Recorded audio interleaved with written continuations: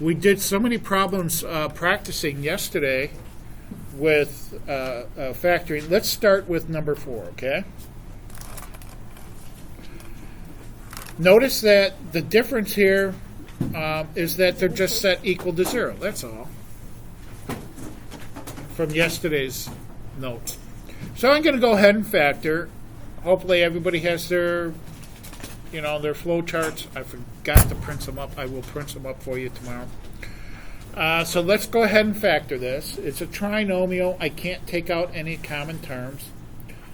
So I'm going to go ahead and factor this. Here's the difference between yesterday and today. Equals 0. Okay? So I got an x here and an x there to get x squared. My sign for the c is a minus sign, right? So the factors are 40, 1 times 40, 2 times 20, 4 times 10, and 5 times 8. It's a negative sign, so it's either going to be a positive times negative or a negative times positive. Now this is fairly easy because our coefficient here for the x squared term is 1. So I'm going to always, as usual, start with the closest factors first. So if I put a 5 here and an 8 here, I'm going to hold off with the signs. They're different signs, so I'm actually going to be subtracting. And actually, if I subtract 5 from 8, I get my 3, right? So here's my 5x, here's my 8x, and I want my number to be positive, so I'm going to put the positive sign with the 8 and the negative sign with the 5. So my plus sign goes here, my minus sign goes here with the 5. So there's my two factors, x minus 5 and x plus 8. Here's where 4.5 comes into play. We take each one of these factors, x minus 5 equals 0, or x plus 8 has to equal 0. Remember, we only need one factor to be 0 for it to equal 0. Add 5, so x equals 5 here, or subtract 8, x equals negative 8. There's my answer. There's my two x-intercepts, right? At 5 and negative 8. You could shorten it up here and say, hey, x equals negative 8, comma 5. Either one of these is fine.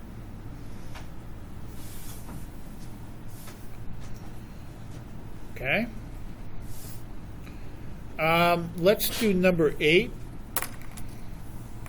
Now, notice I have to have a 0 here for my y. So I need to get a 0 here for my y. So before I even start factoring or even taking out any common terms, I have to get a 0 there.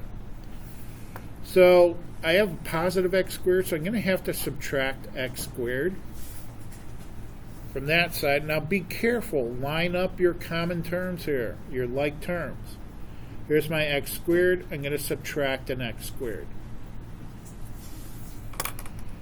All right. Here I have a positive 2, so I'm going to have to subtract 2 from both sides. Line it up with your constants over here. Subtract 2. Okay, 2x squared minus a 1x squared is a x squared, 1x squared. Didn't do anything with the minus 3x, bring it down. Minus 8 minus 2 is minus 10. And here I get my 0.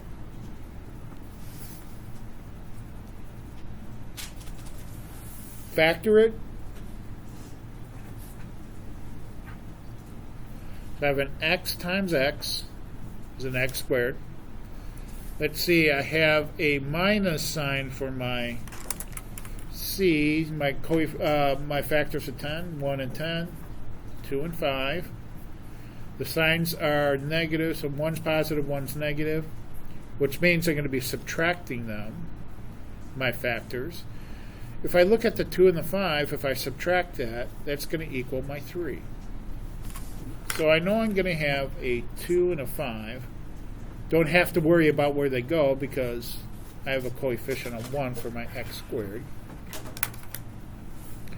Just got to figure out the signs. So here's my 2x. Here's my 5x. I need my 5x to be negative because it's a negative 3. So this has to be positive. So to get a positive 2x, this has to be a positive 2. To get a negative 5x, there's my minus sign. Now this one's pretty easy, just like the other one, setting the factors equal to 0. In fact, you could probably just do this in your head. X is going to equal negative 2, and x is going to equal positive 5.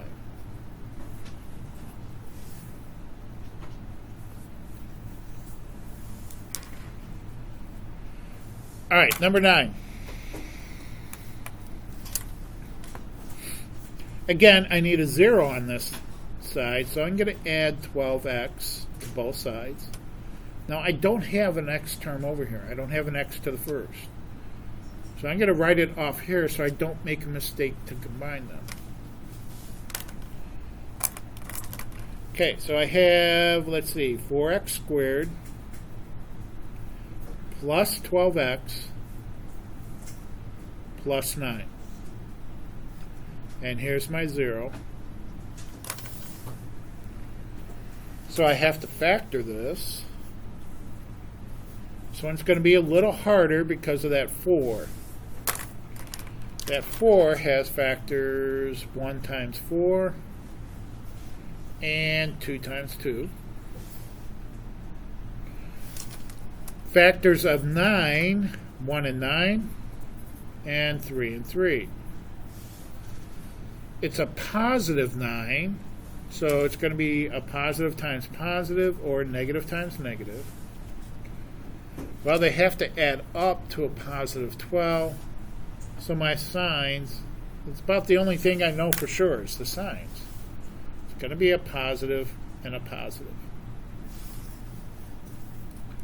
Okay, again, I'm going to start with the factors that are the closest, the 2 and the 2 and the 3 and the 3.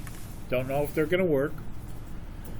So I have a 2x times 2x and a 3 and a 3. I'm going to use my arches. 6x. See, 6x. And I happen to choose correctly because they can add up to 12. Positive 6x and a positive 6x is a positive 12x. So I chose really well. 2x plus 3, 2x plus 3. Notice my factors are the same.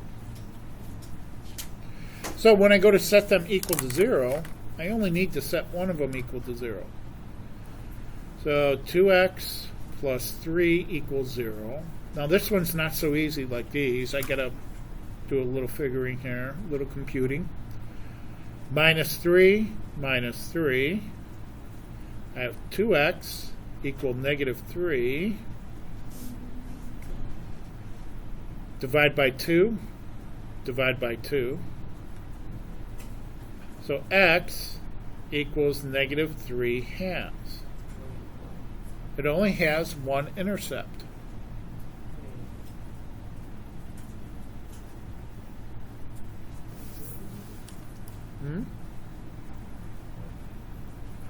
By the way, another way of writing this,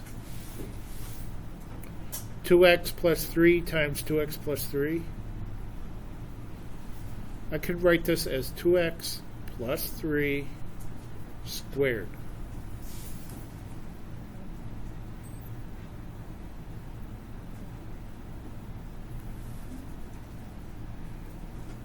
Questions?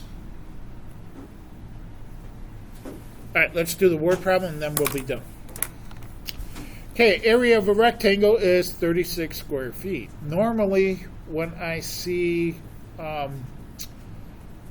something like the area or the perimeter, I immediately write the area equation formula, length times width. But this time, they want us to find the perimeter. Why they gave us the area? I think they're trying to trick us. Okay, the perimeter, you add up all the sides, right? Add all sides.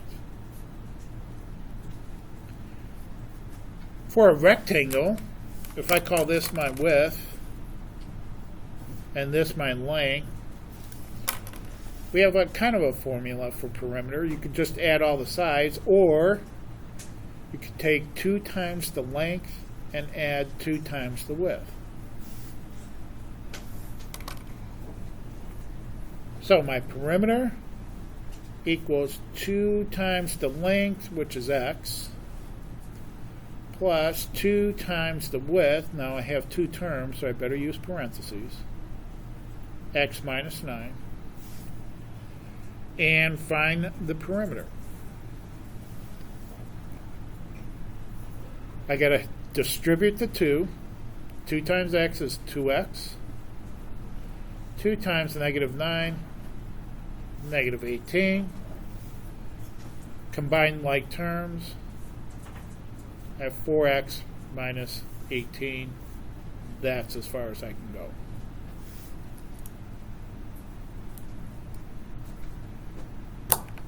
All right. Questions on finding the x-intercepts or setting them equal to 0 and solving for x? All right. Let's see if I can save this video.